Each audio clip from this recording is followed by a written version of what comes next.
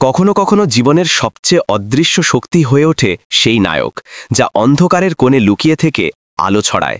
যেখানে চোখের আলো পৌঁছায় না, সেখানেই লুকিয়ে থাকে বাঁচার চাবিকাঠি।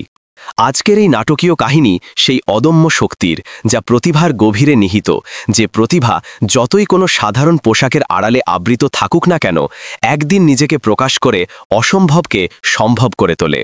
এই গল্পের কেন্দ্রে রয়েছে এক অজানা নারীর অসাধারণ যাত্রা, যাকে শীর্ষস্থানীয় বিশেষজ্ঞরা পুরোপুরি উপেক্ষা করে দিয়েছিলেন। কিন্তু তার অসাধারণ তীক্ষ্ণ দৃষ্টিশক্তি একজন ধনকূপের জীবনকে মৃত্যুর মুখ থেকে কেড়ে এনেছিল।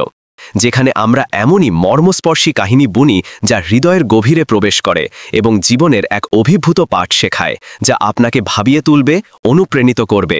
তাহলে আসুন এই রোমাঞ্চকর গল্পের দরজা খুলি এবং প্রত্যক্ষ করি কিভাবে একজন সাধারণ পরিচ্ছন্নতা কর্মী সেই রহস্য উন্মোচন করেছিলেন, যা ২০ জন অভিজ্ঞ ডাক্তারের দৃষ্টিপথ থেকে পুরোপুরি লুকিয়েছিল। আমাদের কাহিনী শুরু হয় মুম্বাইয়ের একটি অত্যন্ত বিলাসবহুল হাসপাতালে।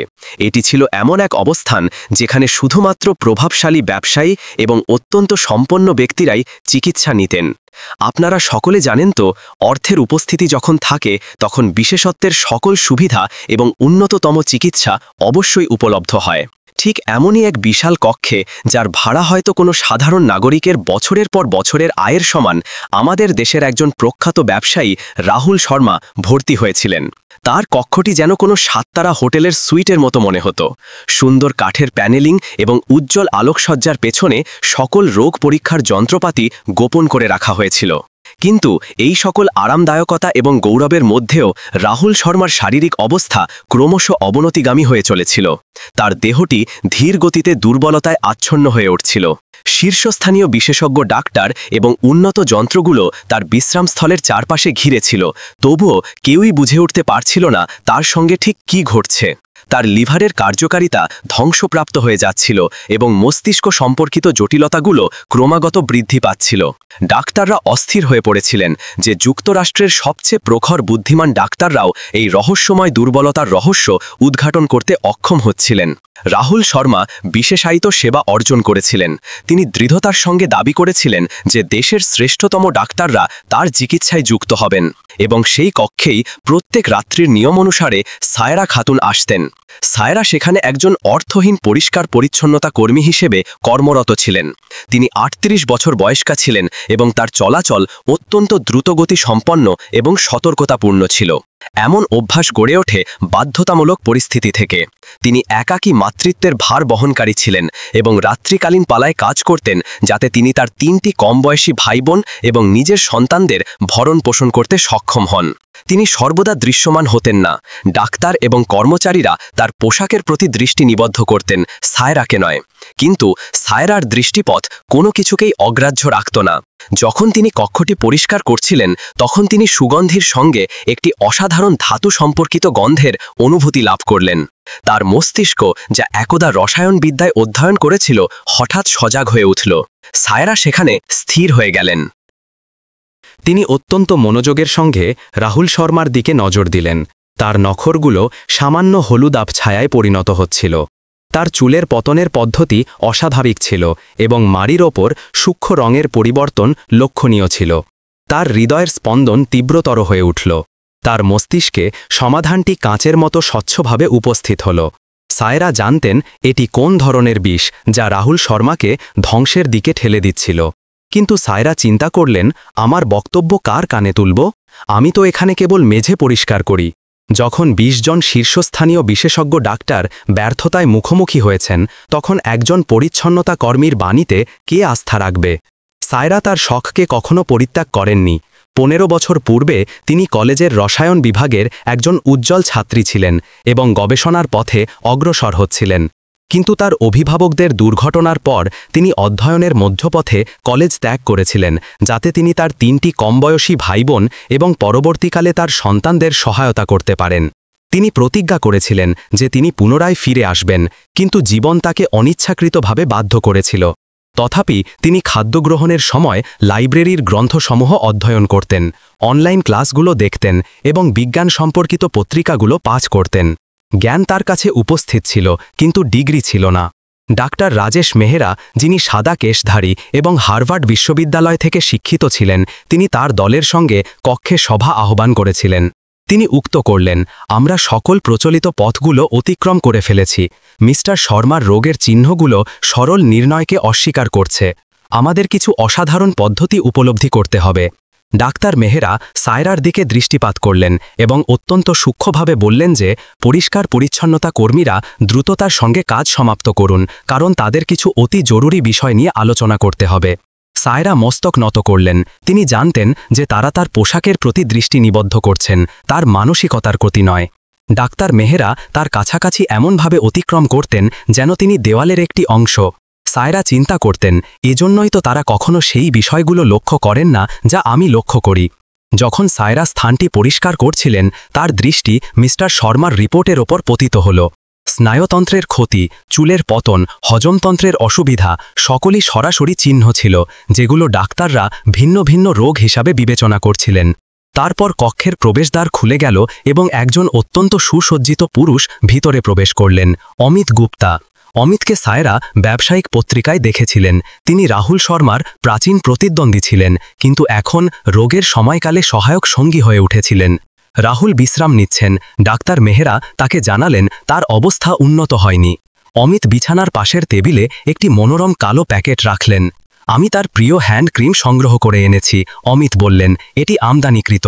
তার দৃঢ়তা যে কেবল এই ব্র্যান্ডই তার চামড়াকে অস্বস্তিকর করে না। সায়রা লক্ষ্য করলেন অমিত প্যাকেটটি কতটা উন্মুক্তভাবে স্থাপন করেছিলেন, এটি নিশ্চিত করার জন্য যে রাহুল এটি অবশ্যই প্রয়োগ করবেন। তার এই সতর্কতার সঙ্গে রাখা সায়রার তীব্র মস্তিষ্কে সন্দেহের বীজ বপন করল। এটি যেন অত্যধিক ইচ্ছাকৃতভাবে সম্পাদিত হয়েছিল। পরবর্তীকালে যখন তিনি অন্য একটি অক্ষ পরিষ্কার করছিলেন, সায়রা দুইজন অধস্তন ডাক্তারকে শর্মা কেস নিয়ে আলোচনা করতে শুনলেন। তারা উল্লেখ করছিলেন যে রোগের অগ্রগতি অত্যন্ত অসাধারণ, যেন অসংখ্য রোগ একত্রে প্রকট হচ্ছে। তারা শারীরিক ব্যবস্থার ক্ষয়ের ধারণার ওপর কাজ করছিলেন, যদিও পরীক্ষাগুলো বিশৃঙ্খলতা প্রদর্শন করছিল। সায়রা স্থির হয়ে গেলেন। তিনি সকল উপাদানগুলোকে যুক্ত করলেন। রোগের চিহ্নগুলো, রহস্যময় দুর্বলতা এবং সেই ব্যয়বহুল হ্যান্ডক্রিম যা ক্রমাগত উপস্থিত হচ্ছিল। তার মস্তিষ্কে একটি সম্পূর্ণ কাহিনী গড়ে উঠল। তাকে আরও সতর্কতার সঙ্গে পর্যবেক্ষণ করতে হবে। সেই রাত্রিতে সায়রা তার পরিষ্কারের সময়সূচি পরিবর্তন করলেন, যাতে তিনি রাহুল শর্মার নিদ্রাকালে কক্ষে উপস্থিত থাকতে পারেন। তিনি রিপোর্টের সাম্প্রতিকতম তথ্য পরীক্ষা করলেন এবং নতুন লক্ষণগুলোকে নির্ণয় করলেন। যার কাছে বিশেষায়িত জ্ঞান উপলব্ধ ছিল, তার জন্য বিশেষ প্যাটার্ন অত্যন্ত স্পষ্টভাবে দৃশ্যমান হয়ে উঠছিল। যখন তার কর্মক্ষেত্রের সময়কাল শেষ হল, সায়রা স্টাফ বাথরুমের আয়নায় তার মুখাভিমুখী দৃষ্টিতে নিজেকে পর্যবেক্ষণ করলেন। পোশাকটি সাধারণ ছিল, ভুলে যাওয়ার যোগ্য। মুখটি ক্লান্তিময় ছিল, কিন্তু বুদ্ধির তীক্ষ্ণতা উজ্জ্বল ছিল। তার জগৎ এবং ডাক্তারদের জগতের মধ্যস্থলে একটি অদৃশ্য বাধা উত্থিত ছিল। তিনি মৃদুকণ্ঠে উচ্চারণ করলেন, তারা আমাকে লক্ষ্য করেন না, কিন্তু আমি সকল কিছু লক্ষ্য করি। তারপর ভোরের 2:17 সতর্কতা সংকেতগুলো বেজে উঠল। সায়রা জরুরি পরিস্থিতির ঘোষণা শুনলেন। ডাক্তাররা দ্রুতগতিতে অগ্রসর হলেন। রাহুল শর্মার অবস্থা অকস্মাৎ অত্যন্ত খারাপ হয়ে গিয়েছিল। সায়রার হৃদয় তীব্রভাবে স্পন্দিত হচ্ছিল। অর্ধেক উন্মুক্ত প্রবেশদ্বার দিয়ে তিনি জরুরি ঘটনা পর্যবেক্ষণ করছিলেন। লিভারের এনজাইমের মাত্রা অত্যধিক উচ্চতায় পৌঁছেছিল। কিডনির কার্যক্ষমতা হ্রাস পাচ্ছিল এবং মস্তিষ্কের প্রতিক্রিয়া হ্রাস লাভ করেছিল। ডাক্তার মেহরা তাৎক্ষণিকভাবে নিয়ন্ত্রণ গ্রহণ করলেন। তিনি নির্দেশ দিলেন, পুরো বিষ পরীক্ষা পুনরাবৃত্তি করো। কোনো না কোনো উপাদান রয়েছে যা সমগ্র দেহে বিস্তার লাভ করছে। একজন নবীন ডাক্তার, ডাক্তার প্রিয়া সেন পরামর্শ প্রদান করলেন। এটি কি চারপাশের কোনো উপাদান হতে পারে না? তার খাদ্য, জল বা নিজস্ব বস্তুর মধ্যে কোনো সমস্যা নেই তো? ডাক্তার মেহরা তাকে ক্রোধা প্রকাশ করে তিরস্কার করলেন। আমরা এই কক্ষের প্রত্যেকটি উপাদান দ্বিগুণ পরীক্ষা করেছি। চিকিৎসা বিষয়ক বিষয়ে মনোনিবেশ করো, গোয়েন্দা কাজে নয়। তিনি বললেন। ডাক্তার প্রিয়া সেন নীরব হয়ে গেলেন। যখন জটিলতা সামান্যভাবে কমল এবং ডাক্তাররা আলোচনার জন্য ছত্রভঙ্গ হয়ে গেলেন, সায়রা গোপনে কক্ষে প্রবেশ করলেন। তিনি চার্টটি যাচাই করলেন এবং নতুন লক্ষণগুলোকে স্মৃতিতে ধারণ করলেন। তারপর তার দৃষ্টি বাথরুমের কাউন্টারের ওপর সেই হ্যান্ড ক্রিমের দিকে আকর্ষিত হল। ধাতুর উজ্জ্বলতা তার কলেজের দিনকালের স্মৃতি জাগ্রত করল। ভারী ধাতুসমূহের বিষের ওপর একটি বিশেষায়িত শ্রেণী। সায়রা অগ্রসর হলেন এবং রাহুল শর্মার নখগুলো পরীক্ষা করলেন।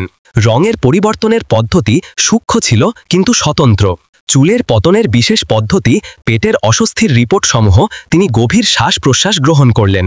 এই লক্ষণগুলো থ্যালিয়াম বিষের সঙ্গে সম্পূর্ণভাবে সামঞ্জস্যপূর্ণ ছিল, যেমনটি তার বিষ সম্পর্কিত গ্রন্থে বর্ণিত ছিল। সত্যিই কি ২০ জন শীর্ষস্থানীয় ডাক্তার এমন সরলভাবে দৃশ্যমান উপাদানকে অগ্রাহ্য করতে পারেন? সায়রা দ্বিধায় পড়লেন। তারপর তিনি নীলা নামক এক রাত্রিকালীন নার্সের সঙ্গে কথোপকথন করলেন, যার সঙ্গে তার সৌহার্দ্যপূর্ণ সম্পর্ক ছিল। সায়রা মৃদুকণ্ঠে জিজ্ঞাসা করলেন, শোনো, কি কেউ মিস্টার শর্মাকে থ্যালিয়াম বিষের পরীক্ষা করেছে? তার লক্ষণগুলো সম্পূর্ণভাবে সামঞ্জস্যপূর্ণ। নীলার মুখমণ্ডল বন্ধুত্বপূর্ণ থেকে উপেক্ষামূলক হয়ে উঠল। সায়রা, আমি জানি তুমি কল্যাণ কামনা করো, কিন্তু অনুগ্রহ করে এরা দেশের শীর্ষস্থানীয় ডাক্তার। সায়রা আরও ব্যাখ্যা প্রদান করতে চাইলেন, কিন্তু নীলা তাকে বাধা দিল। যদি তুমি গোপনে শোনা সমাপ্ত করে থাকো, তাহলে বাথরুমের পরিষ্কার শুরু করো। চিকিৎসা ডাক্তারদের জন্য অর্পণ করো। সায়রা পশ্চাৎগমন করলেন। তার গাল দুটি উত্তপ্ত হয়ে উঠেছিল।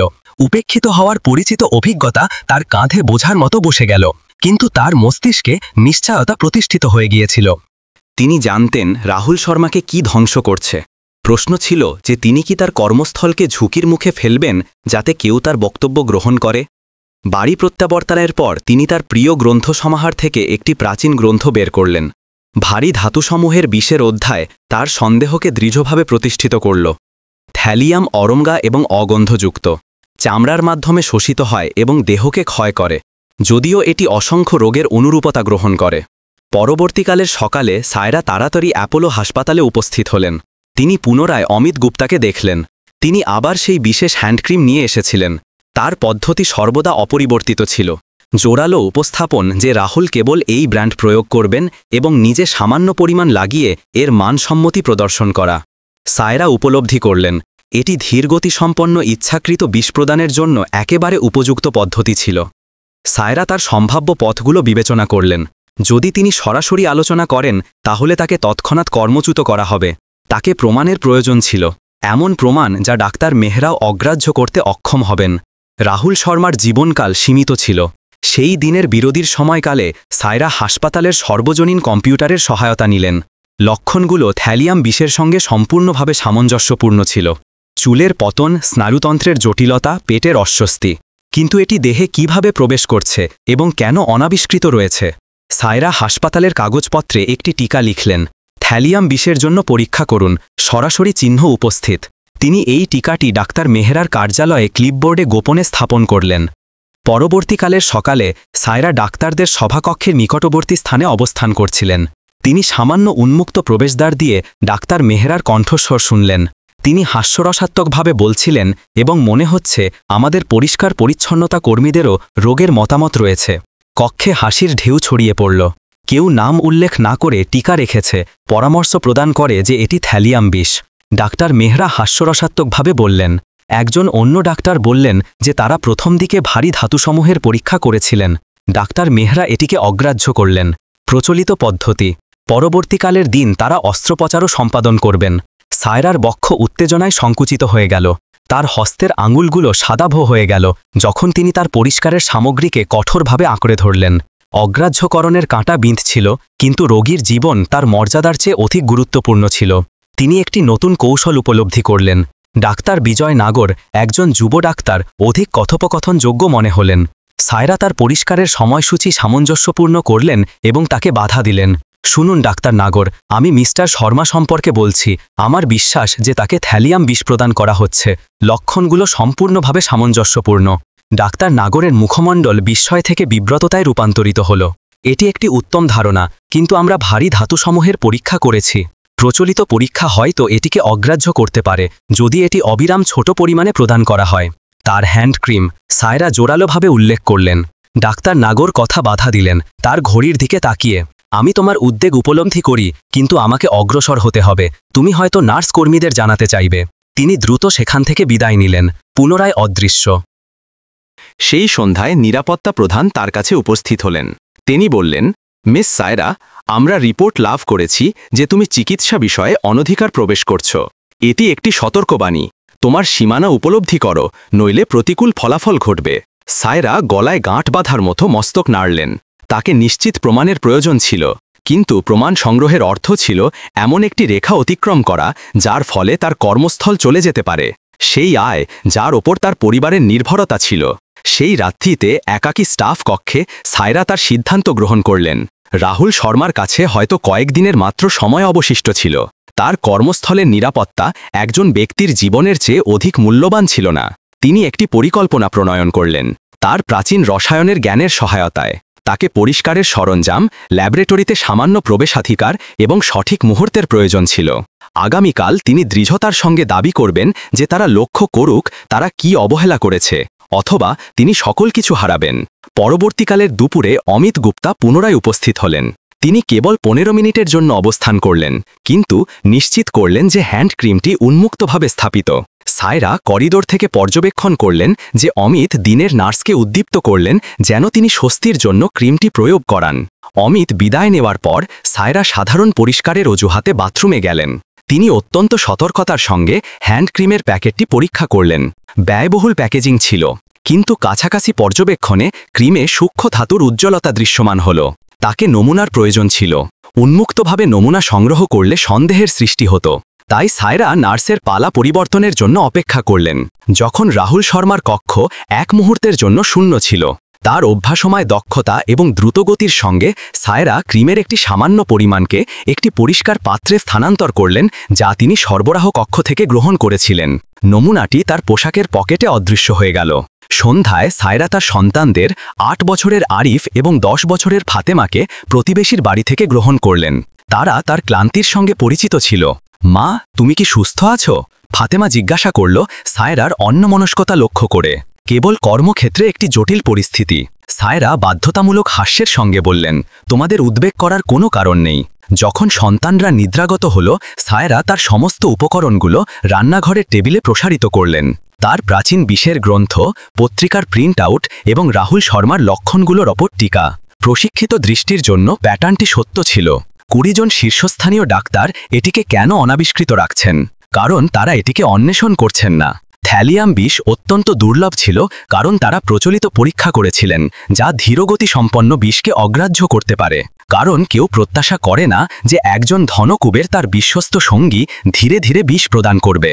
এবং সবচেয়ে বড় কারণ কেউ পরিষ্কার পরিচ্ছন্নতা কর্মীদের বক্তব্য গ্রহণ করে না। সায়রা তার পরিষ্কারের পোশাকের দিকে দৃষ্টিপাত করলেন, যা প্রবেশদ্বারে ঝুলছিল।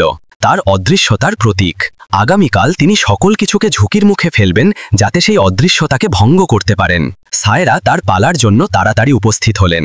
তার সাধারণ উপকরণগুলোর সঙ্গে তার ক্ষুদ্র ব্যাগে খাদ্য সোডা, অ্যালুমিনিয়াম ফয়েল এবং ক্যান্টিন থেকে সংগৃহীত ছোট পাত্র ছিল। এই সাধারণ উপাদানগুলো পরিষ্কারের জলের সঙ্গে মিশ্রিত হলে থ্যালিয়ামের জন্য একটি সরল কিন্তু কার্যকর পরীক্ষা গঠন করতে পারে। তিনি সকালের পর্যটনের সময় রাহুল শর্মার নতুন রোগের চিহ্নগুলো শুনলেন। বৃদ্ধিশীল থ্যালিয়াম বিষের সঙ্গে সম্পূর্ণ সামঞ্জস্যপূর্ণ। ক্ষয়প্রাপ্ত স্নায়ুতন্ত্রের জটিলতা যা এখন কথোপকথনকে প্রভাবিত করছিল। স্বতন্ত্র চুলের পতনের পদ্ধতি, দ্রুত দুর্বলতা। তিনি সতর্কতার সঙ্গে হ্যান্ড ক্রিমের ক্ষুদ্র নমুনা সংগ্রহ করলেন। সূক্ষ্ম ধাতুর উজ্জ্বলতা তার প্রশিক্ষিত দৃষ্টির কাছে দৃশ্যমান হচ্ছিল। একটি ক্ষুদ্র কক্ষে সায়রা দ্রুতগতিতে জল মিশ্রিত করলেন। তার নির্মিত রসায়ন সেটআপ হাসপাতালের যন্ত্রপাতির মতো প্রতীয়মান ছিল না, কিন্তু নীতিগুলো সঠিক ছিল। তিনি কলেজের ল্যাবরেটরিতে সীমিত উপকরণ দিয়ে এমন পরীক্ষা বহুবার সম্পাদন করেছিলেন। পরীক্ষাটি তার সন্দেহকে নিশ্চিত করল। থ্যালিয়াম উপস্থিত ছিল। তিনি ফলাফলের ছবি তার মোবাইলে ধারণ করলেন। তারপর তিনি রাহুল শর্মার আগমন প্রস্থানের লগ পরীক্ষা করলেন। প্যাটার্নটি স্পষ্ট ছিল। অমিত গুপ্তা সর্বদা উপস্থিত হতেন। সর্বদা সেই বিশেষ হ্যান্ডক্রিম সঙ্গে নিয়ে আসতেন। সময় রোগের অগ্রগতির সঙ্গে সম্পূর্ণভাবে সামঞ্জস্যপূর্ণ ছিল।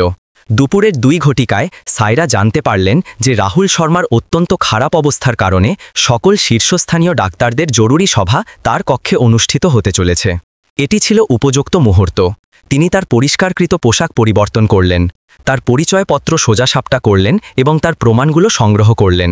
পরীক্ষার ফলাফল, আগমন প্রস্থানের তালিকা, রোগের সময়কাল এবং গবেষণার প্রিন্ট আউট। তিনি মানসিকভাবে তার বক্তব্য পুনরাবৃত্তি করলেন। সকল বিষ সম্পর্কিত তথ্য যা তিনি বছরের পর বছর পূর্বে স্মরণ করেছিলেন। ডাক্তাররা কক্ষে একত্রিত হয়েছিলেন। ডাক্তার মেহরা কেন্দ্রস্থলে অবস্থিত ছিলেন। নতুন ব্যর্থতাময় প্রচেষ্টাগুলো বর্ণনা করছিলেন। সায়রা একবার টোকা দিলেন এবং অনুমতির অপেক্ষা না করে ভিতরে প্রবেশ করলেন। 20 জোড়া চোখ তার দিকে ঘুরে দাঁড়াল। ডাক্তার মেহরার মুখমণ্ডল বিস্ময় থেকে ক্রোধে রূপান্তরিত হল। এটি একটি নিবৃত্ত চিকিৎসা সভা, অনুগ্রহ করে পুনরায় আসুন। কিন্তু মিস্টার শর্মা থ্যালিয়াম বিষে মৃত্যু দর্শন করছেন। সাইরা স্পষ্ট কণ্ঠে বললেন, তার হৃদয়ের স্পন্দনের চেয়েও স্পষ্ট ছিল তার কণ্ঠস্বর। আমি এটি প্রমাণ করতে সক্ষম। ডাক্তার মেহরার মুখমণ্ডল কঠোর হয়ে উঠল। লক্ষণগুলো সম্পূর্ণভাবে সামঞ্জস্যপূর্ণ। সাইরা অগ্রসর হয়ে বললেন এবং তার প্রমাণ টেবিলের ওপর স্থাপন করলেন। বৃদ্ধিশীল স্নায়ুতন্ত্রের জটিলতা, স্বতন্ত্র চুলের পতনের পদ্ধতি, দ্রুত দুর্বলতা, সরাসরি চিহ্ন। তিনি তার পরীক্ষার ফলাফলের দিকে ইঙ্গিত করলেন। আমি তাদের হ্যান্ডক্রিমে থ্যালিয়ামের উপস্থিতি নিশ্চিত করেছি। আমদানিকৃত ব্র্যান্ড যা তিনি দৈনন্দিনভাবে প্রয়োগ করেন। চামড়ার মাধ্যমে শোষিত হচ্ছে ধীর গতিসম্পন্ন বিষ, মাসের পর মাস ধরে। এটি সম্পূর্ণভাবে অসম্ভব। ডাক্তার মেহরা ক্রোধে উচ্চারণ করলেন, তুমি একজন পরিষ্কার পরিচ্ছন্নতা কর্মী, ডাক্তার নও। আমি জনস হপকিন্সের রসায়নের উজ্জ্বল স্কলারশিপ ছাত্রী ছিলাম। পারিবারিক জটিলতার কারণে ত্যাগ করতে হয়েছিল। বিষ প্রদান করা হচ্ছে সেই হ্যান্ডক্রিমের মাধ্যমে যা অমিত গুপ্তা আগমন প্রস্থানের সময় সঙ্গে নিয়ে আসেন। সময় রোগের অগ্রগতির সঙ্গে সম্পূর্ণভাবে সামঞ্জস্যপূর্ণ। তিনি সতর্কতার সঙ্গে তার প্রমাণগুলো সাজালেন। আগমন প্রস্থানের তালিকা, রিপোর্টসমূহ, প্রচলিত ভারী ধাতু পরীক্ষা হয়তো এটিকে অগ্রাহ্য করতে পারে, কারণ বিষ ধীরগতিসম্পন্ন। পরিমাণ সাধারণ শনাক্তকরণের নিম্ন স্তরে রক্ষিত হচ্ছে, কিন্তু এর সঞ্চয়ের পরিণতি গ্রন্থসমূহে বর্ণিত। তিনি ব্যাখ্যা করলেন। কক্ষে সম্পূর্ণ নীরবতা নেমে এলো। ডাক্তার মেহরা বিরোধিতা করতে মুখ উন্মোচন করলেন, তারপর নীরব হয়ে গেলেন এবং প্রমাণটিকে নিকটবর্তীভাবে পরীক্ষা করলেন। ডাক্তার প্রিয়া সেন, সেই যুব ডাক্তার যাকে পূর্বে অগ্রাহ্য করা হয়েছিল, সামনে ঝুঁকে পড়লেন। এটি বাস্তবতায় সঠিক মনে হচ্ছে। রোগের অগ্রগতির সঙ্গে যে পরীক্ষাগুলো আমরা সম্পাদন করেছি তা ধীরগতি সম্পন্ন বিষকে অগ্রাহ্য করতে পারে। একজন অন্য শীর্ষস্থানীয় ডাক্তার মৃদু কণ্ঠে মস্তক নাড়লেন। চুলের পতনের পদ্ধতি এবং স্নায়ুতন্ত্রের জটিলতা থ্যালিয়াম বিষের সঙ্গে সামঞ্জস্যপূর্ণ। নীরবতা আরও গভীরতর হয়ে উঠল যখন ২০ জন শীর্ষস্থানীয় ডাক্তাররা লক্ষ্য করলেন তারা কি অবহেলা করেছেন এবং কে এটি আবিষ্কার করেছেন। এটি থ্যালিয়াম বিষ। সাইরা মৃদু কণ্ঠে কাহিনী সমাপ্ত করলেন। লক্ষণগুলো গ্রন্থে লিপিবদ্ধ। যদি আপনারা জানেন কি অন্বেষণ করতে হবে। ডাক্তাররা একে অপরের দিকে দৃষ্টিপাত করলেন। সাইরা দৃঢ়ভাবে অবস্থান করছিলেন। তার পরিষ্কার পরিচ্ছন্নতা কর্মীর রসায়ন পরীক্ষা একটি দাবি ছিল, কিন্তু সঠিক নীতির ওপর ভিত্তিক ছিল। ডাক্তার পার্থ সরকার, বিশেষ শীর্ষস্থানীয় ডাক্তার, জিজ্ঞাসা করলেন, তুমি এই পরীক্ষা কিভাবে সম্পাদন করলে? সোডিয়াম রোডিজোনেট প্রতিক্রিয়া। সাইরা বিনা বিলম্বে উত্তর দিলেন, ক্ষেত্রীয় পরীক্ষার জন্য পরিবর্তিত হয়েছে সীমিত উপকরণ দিয়ে। যখন থ্যালিয়ামের কণাগুলো উপস্থিত থাকে তখন রঙের পরিবর্তন স্পষ্টভাবে দৃশ্যমান হয়। ডাক্তার পার্থ সরকার প্রভাবিত হয়ে ভ্রু উত্তোলন করলেন। এটি একটি উন্নত পদ্ধতি যা বিশেষ ল্যাবরেটরির বাইরে খুব কম প্রয়োগ হয়। এটি উন্নত বিষ পদ্ধতির অন্তর্গত ছিল। দ্বিতীয় বর্ষের রসায়নের বিশেষ শ্রেণী। সাইরা উত্তর দিলেন। তুমি তার ছাত্রী ছিলে? ডাক্তার প্রিয়া সেন জিজ্ঞাসা করলেন। একটি সেমিস্টারের জন্য, সাইরা উত্তর প্রদান করলেন। তার প্রাচীন দুঃখ সূক্ষ্মভাবে প্রকাশ পেল। তারপর আমাকে ত্যাগ করতে হয়েছিল। ডাক্তার মেহরা অনিচ্ছা সত্ত্বেও তার নির্মিত পরীক্ষার ফলাফল পরীক্ষা করলেন। তার দক্ষতা সেই প্রমাণকে অস্বীকার করতে অক্ষম ছিল, যদিও এর উৎস যতই অস্বাভাবিক হোক না কেন।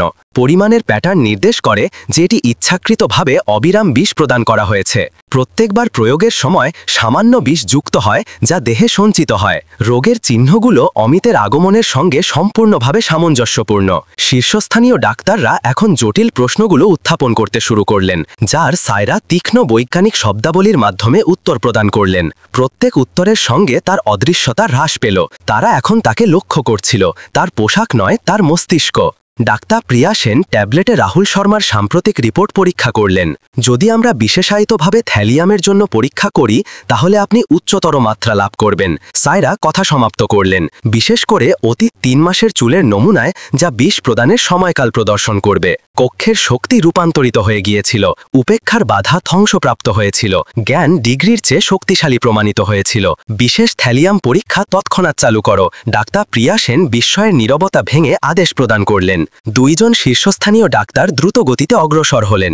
ডাক্তার মেহরা তার অবস্থানে স্থির ছিলেন। বিস্ময়, উপলব্ধি এবং অনিচ্ছাকৃত স্বীকৃতি তার মুখমণ্ডলে প্রকাশ পাচ্ছিল। যদি আপনি সঠিক হন তাহলে আমরা তাকে আরও বিষ প্রদান করছিলাম। অন্যান্য রোগের চিকিৎসার জন্য যে বিষ নির্মূলক ওষুধ আমরা সন্দেহের ভিত্তিতে প্রয়োগ করছিলাম তা থ্যালিয়ামের জন্য অকেজো হবে। তাকে প্রুশিয়ান ব্লু প্রয়োজন তৎক্ষণাৎ বিষকে আবদ্ধ করার জন্য, সায়রা নিশ্চিত করলেন। একজন নার্স কয়েক মিনিট পর হাঁপাতে ফিরে এলো, দ্রুত বিষ পরীক্ষা নিশ্চিত করে। থ্যালিয়ামের মাত্রা উল্লেখযোগ্যভাবে উচ্চ।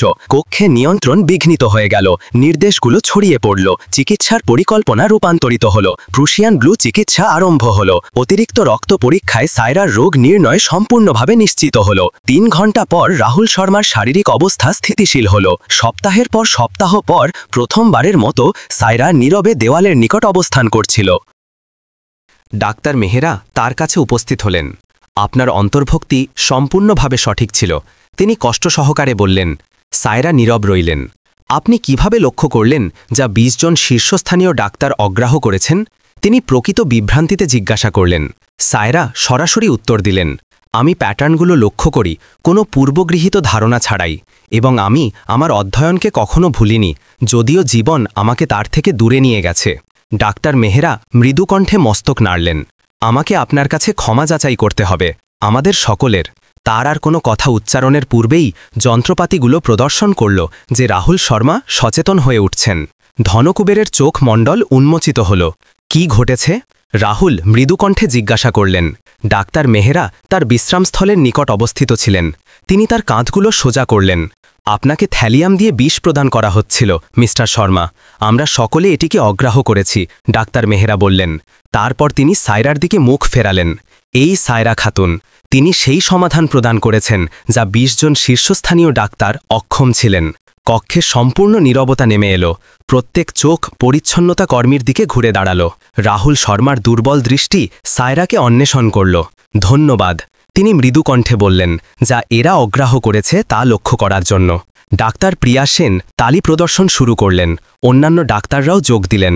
সম্মান এত তীব্র ছিল যে এটিকে অগ্রাহ্য করা অসম্ভব ছিল। সায়রা সোজা অবস্থান করছিলেন। তার দক্ষতা অবশেষে দৃশ্যমান হয়ে উঠেছিল। অমিত গুপ্তা গ্রেফতার হলেন। বিষ নির্মূলক চিকিৎসা অব্যাহত রইল এবং রাহুল শর্মার অবস্থা উন্নতির পথে অগ্রসর হল। 1 মাস পর সায়রা একটি অসাধারণ বার্তা গ্রহণ করলেন। রাহুল শর্মা তাকে মুম্বাইয়ের কার্যালয়ে আহ্বান করেছিলেন। সায়রা ছুটির অনুমতি নিলেন, তার সর্বোত্তম শাড়ি পরিলেন এবং উজ্জ্বল ভবনে প্রবেশ করলেন। হাসপাতালে যেখানে তিনি অদৃশ্য ছিলেন সেখানে তাকে সম্মানের সঙ্গে নিয়ে যাওয়া হলো। নির্বাহী স্তরে রাহুল শর্মা সুস্থ হয়ে উঠেছিলেন, কিন্তু এখনও সামান্য হলুদাব ছিলেন। মিস সায়রা, তিনি উঠে স্বাগত জানালেন। অনুগ্রহ করে আসন গ্রহণ করুন, আমি আপনাকে যথাযথভাবে ধন্যবাদ প্রদান করতে চাই। রাহুল শর্মা সায়রার দিকে দৃষ্টিপাত করলেন। ডাক্তার মেহরা ব্যাখ্যা করেছেন, রসায়নের উজ্জ্বল স্কলারশিপ ছাত্রী পারিবারিক জটিলতার অধ্যয়ন বন্ধ হয়ে গিয়েছিল। বুদ্ধিমত্তা ক্ষয়প্রাপ্ত হওয়া উচিত নয়। রাহুল শর্মা বললেন, আমি একটি সংস্থা প্রতিষ্ঠা করেছি যা অর্থের জটিলতায় থাকা তীক্ষ্ণ মস্তিষ্ককে সহায়তা প্রদান করবে। আপনি তার অনুপ্রেরণা এবং প্রথম সহায়প্রাপ্ত। তিনি ডেস্কে একটি ফোল্ডার স্থাপন করলেন। তার অন্তর্বর্তী সম্পূর্ণ স্কলারশিপের কাগজপত্র ছিল যাতে তার রসায়নের ডিগ্রি সম্পূর্ণ করা যায়। বসবাসের খরচও অন্তর্ভুক্ত ছিল এবং স্নাতকোত্তরের পর 20 বিভাগে নিশ্চিত কর্মস্থল। এটি দান নয়, রাহুল শর্মা স্পষ্ট করলেন, এটি বিশেষ দক্ষতায় বিনিয়োগ। হাসপাতাল অধ্যয়নকালে আংশিক কর্মস্থল অনুমোদন করেছে। সায়রার আঙুলগুলো কাগজ স্পর্শ করল। যে স্বপ্নগুলো তিনি বছরের পর বছর পূর্বে বন্ধ করে দিয়েছিলেন তা হঠাৎ তার হস্তগত হয়ে গেল। আমার সন্তানরা, তিনি জিজ্ঞাসা করলেন। খরচের অন্তর্বর্তী সন্তানদের দেখাশোনা অন্তর্ভুক্ত। রাহুল শর্মা আশ্বাস প্রদান করলেন। 2 সপ্তাহ পর সায়রা হাসপাতালে প্রবেশ করলেন। সেবা প্রবেশদ্বার দিয়ে নয়, বরং প্রধান প্রবেশদ্বার দিয়ে। তার হাতে ছিল ছাত্র পরিচয়পত্র সকালের শ্রেণীর জন্য এবং হাসপাতালের ব্যাজ দুপুরের ইন্টার্নশিপের জন্য। ডাক্তার মেহরা করিডরে সাক্ষাৎ হলে থেমে মস্তক নাড়তেন। ডাক্তার প্রিয়া সেন তার সঙ্গিনী এবং সহায়ক হয়ে উঠেছিলেন। 1 বছর পর সায়রা হাসপাতালের সভায় এখন রোগ নির্ণয়ের ওপর উপস্থাপনা প্রদান করলেন। তিনি মঞ্চে অবস্থান করছিলেন। সেই ডাক্তারদের উদ্দেশ্যে কথা বলছিলেন যারা একসময় তার কাছাকাছি না দেখে অতিক্রম করতেন। লক্ষ্য করার জন্য ডিগ্রির প্রয়োজন হয় না, তিনি আরম্ভ করলেন। কখনো কখনো সর্বোত্তম ফলাফল অপ্রত্যাশিত স্থান থেকে উদ্ভূত হয়। তাদের কাছ থেকে যাদের অদৃশ্য থাকার অভ্যাস গড়ে উঠেছে, যারা তা লক্ষ্য করে যা অন্যরা অগ্রাহ্য করে।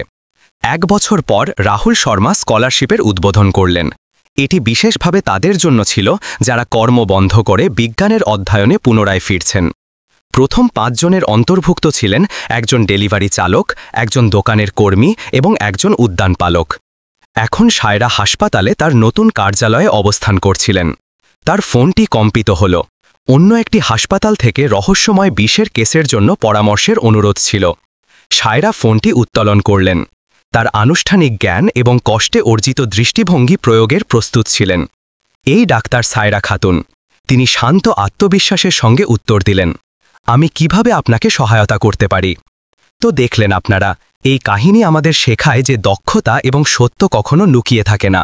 সায়রা খাতুনের যাত্রা আমাদের স্মরণ করিয়ে দেয় যে আমরা যেখানেই অবস্থান করি, আমাদের জ্ঞান এবং দৃষ্টি আমাদের সর্বোচ্চ শক্তি। যদি এই কাহিনী আপনার ভালো লেগে থাকে তাহলে লাইক করতে ভুলবেন না এবং মন্তব্য করে জানান সায়রার যাত্রা আপনাকে সর্বাধিক কী অনুপ্রেরণা প্রদান করেছে।